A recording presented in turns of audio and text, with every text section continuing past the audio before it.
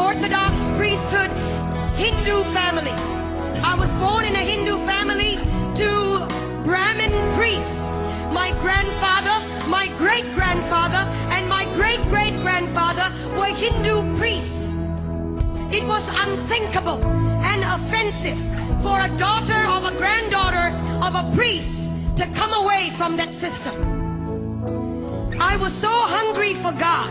I was so thirsty for God. When I was born at the age of 6 days old, I was dedicated to Hindu demons in a cave temple. I was left in a cave temple, and from that moment on, my mind, my spirit, and my soul was overtaken by demonic forces that I had no control over. I could not control these forces. They controlled me. Every decision I made, everything I became. I began to learn to worship the names of over 2,000 gods. Over 2,000 gods by memory. It was required of me. It was required of the priesthood. And I, as an obedient daughter of a priest or granddaughter of a priest, I learned the names of 2,000 gods. At the age of 19 or 20, I was so hungry for God, but I did not know His name, where He was, who He is. And so I started a journey of pain and darkness. At the age, in my late teens, in 1920, I became discipled under a witch. And the reason I went into that was not to harm anyone, but to find God. Any which way at all. When you're hungry, you get desperate. And when you're desperate, you will do anything to find God. And so I went after Him. And I didn't find Him in the pages of Hinduism. I didn't find Him in the pages of the priesthood creed. I didn't find Him in the pages of mantras and prayers that I was taught to believe in. I didn't find Him in the rooms of temples. Huge temples. I would go into that and want to look for God. There was one time I was in southern India, and there was in this temple, I went in and I opened the curtain. There was a veil that divided the holy area from the rest of the public. Well, I couldn't wait. I had no authority to go into that area. Only a male priest could go in there. I opened the curtain, and there was a 10-foot idol. 12 arms, 12 faces, myriad number of eyes. He didn't see me. He couldn't hold me. He had eyes and could not see me.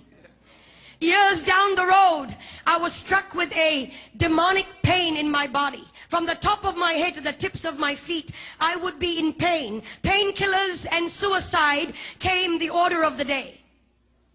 I took painkillers every day, more than the required dose, just to knock myself out. And in my mind, it was one thought: if I ended my life, I would end the pain. And so I was sitting at the edge of my bed, possibly on the last day of my life on this planet.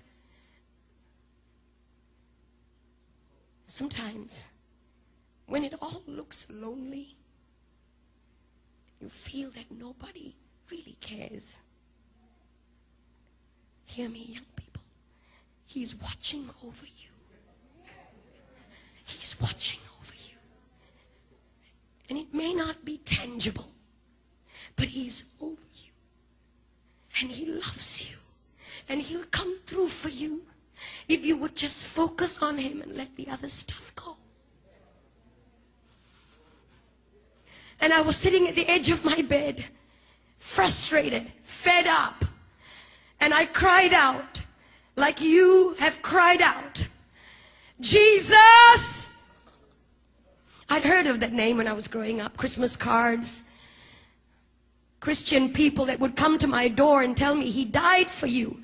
And I would resist them and argue with them. Proud and arrogant of the priesthood that I belonged to. Ignorant. And when I cried out, Jesus, the presence of a holy God began to filter through that room. That room was darkened. The lights were switched off. I was sitting on the edge of my bed. I never saw His face, but His voice was as audible as anything that I've ever heard before. I am Jesus. I am God. And He touched my body.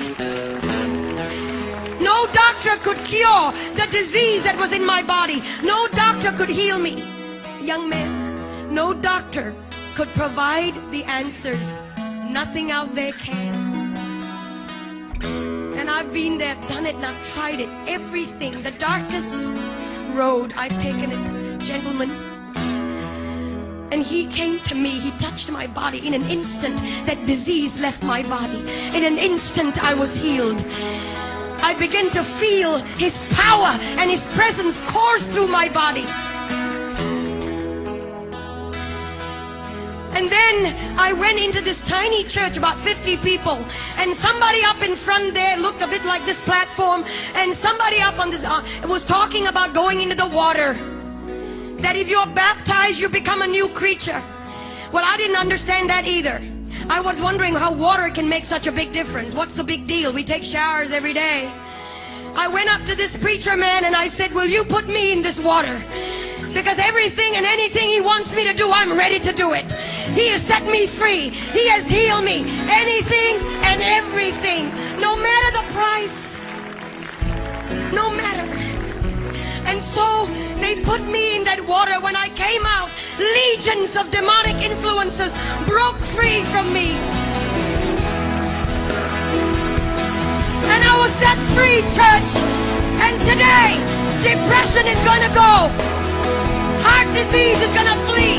Jesus is in this house. He's here. And if you could shout.